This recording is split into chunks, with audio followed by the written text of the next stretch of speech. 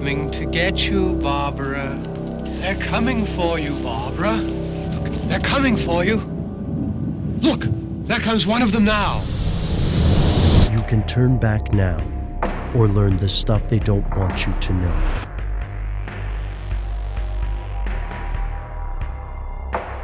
Here are the facts.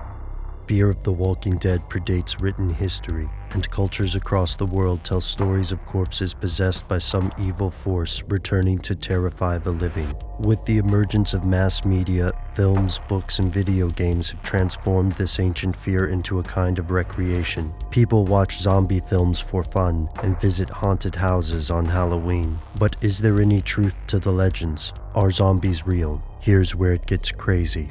Possibly. It depends on what you mean. The term zombie originates from the lore of West African voodoo and Haitian voodoo. There are numerous anecdotes about sorcerers called bokors reanimating corpses. The most famous of these cases concerns a man who shambled into the Haitian village of La Esther in 1980. He made his way to a woman named Angelina Narcisse and claimed he was her brother Clervius. Yet Clervius had not been seen since 1962, when he was buried. His return inspired Dr. Wade Davis to embark on the zombie project, traveling Haiti between 1982 and 1984 in search of a scientific explanation for zombies. He collected samples of the dust bokors use in their zombification rituals, and he found several common ingredients: pufferfish, marine toads, tree frogs, and human remains. Some ingredients contain specific poisons and skin irritants. Several species of pufferfish used in the powder, for example, contain a neurotoxin called tetrodotoxin. Hyla tree frogs secrete a non-lethal irritant, and marine toads carry a host of toxic substances. If this powder could break through a victim's skin, Davis theorized, the tetrodotoxin could paralyze the victim, making him or her appear to be dead long enough for a funeral.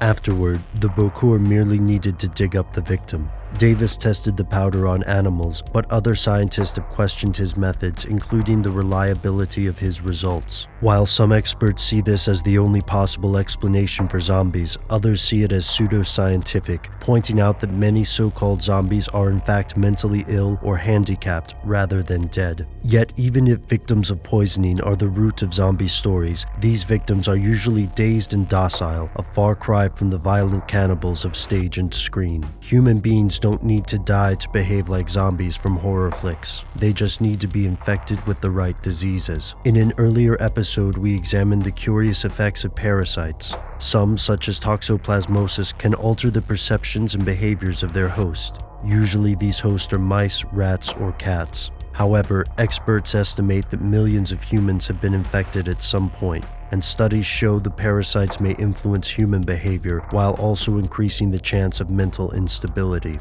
The jerky physical movements of movie zombies can also be found in the real world, thanks to various diseases and disorders. For example, the rare disorder known as Creutzfeldt-Jakob disease or mad cow disease in cattle. The physical symptoms and hallucinations of this condition may cause someone to have jerking movements and a strange gait, looking much like The Walking Dead, minus the cannibalism.